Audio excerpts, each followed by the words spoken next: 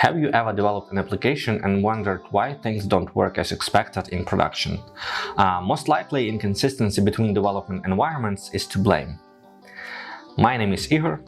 I am a lead software engineer at ORIL with years of experience working on software projects of various sizes with a multiple environment setup. In this video, I will explain why your environment should be configured in the same way and how to do that. I will break down some of the best practices for managing several development environments that will allow you to troubleshoot issues much faster. Let's start with defining what we mean by a development environment. In simple words, an environment is a set of tools, servers, databases, and other resources developers use during all application development cycles, namely development, testing, staging, and production. For example, an environment typically includes your application hosting servers and their configuration scripts, database connection settings between different parts of your application, security and permissions configurations, the application configurations itself, build tools such as Apache Maven and Gradle, testing frameworks such as JUnit or TestNG, message broker hostings, and configurations. I want to point out that every development company or expert working individually can arrange their own unique environment setting that serves their needs best. At ORIL, we have established foundational guidelines that work in around 90% of our cases. Here's the breakdown of the typical setup that we use. First is our local environment. That's the developer's machine where we write, modify, and test the code.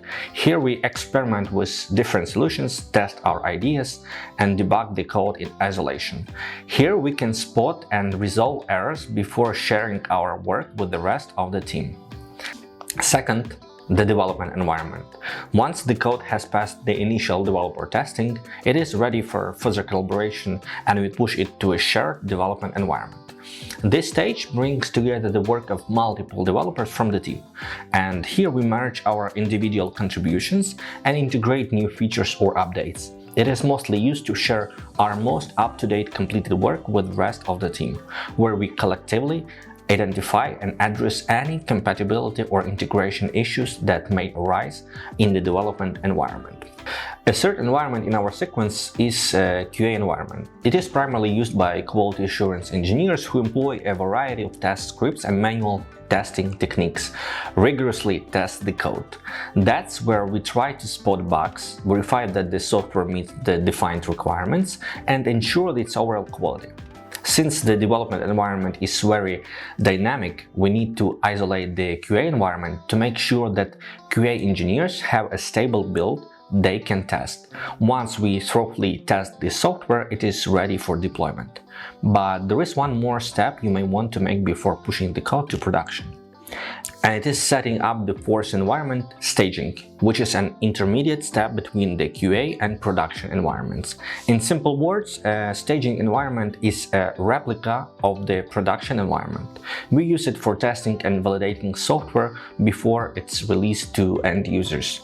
By simulating the real-world conditions and user interactions, the staging environment allows our developers and testers to identify and fix any issues or performance bottlenecks that may not have been apparent during earlier testing stages, which results in a smoother and more reliable experience for end users when the software is finally deployed in the production environment. And the last one is a production environment. That's where end users interact with the product. The software in the production environment should be stable, reliable, and free of any critical bugs or issues. That's why we monitor the environment continuously to detect and resolve any unexpected issues, as they can directly impact the user experience. So far, we defined what a development environment is and underlined the importance of making sure that your environments are aligned. And now let's dive into the how. Some of the best practices on how to set up your environments. At ORIL, we use some of the following techniques to keep multiple development environments in sync. I hope that they will help you too. This, without any doubt, will save you lots of working hours and should help make your product much more reliable. Let's dive right into tip number 1: structure configuration steps.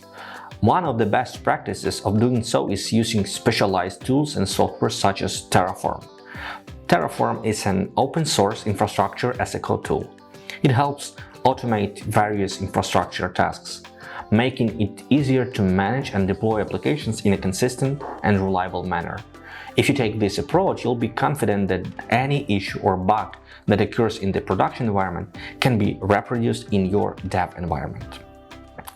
Along with using Terraforms, you may want to consider taking other actions, which leads me to my second tip: use containers and CI/CD tools.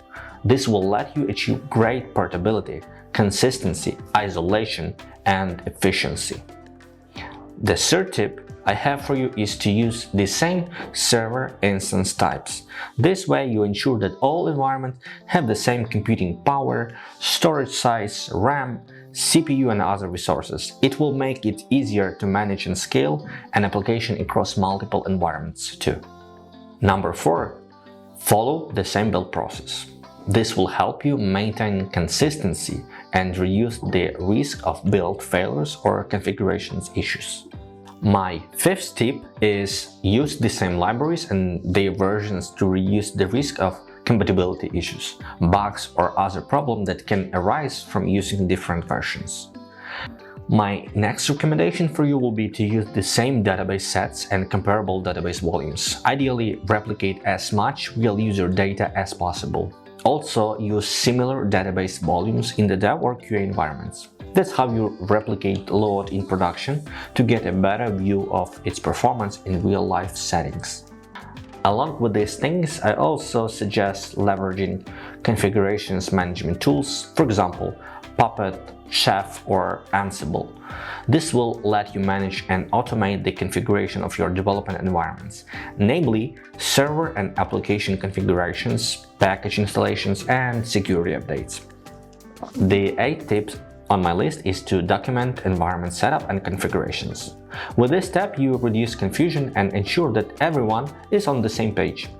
Documenting your environment setup will also help new developers onboard and grasp the project's requirements. Lastly, keep in mind monitoring the environment health to identify issues early and prevent downtime.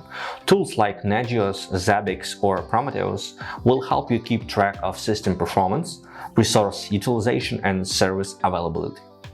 These 9 steps should help you stay confident that your environments are configured in a consistent manner, and importantly, this will save you hours of troubleshooting. If you like our tips on managing multiple environments, then make sure you subscribe and hit the notification bell, because more useful content is coming. See you in our next video.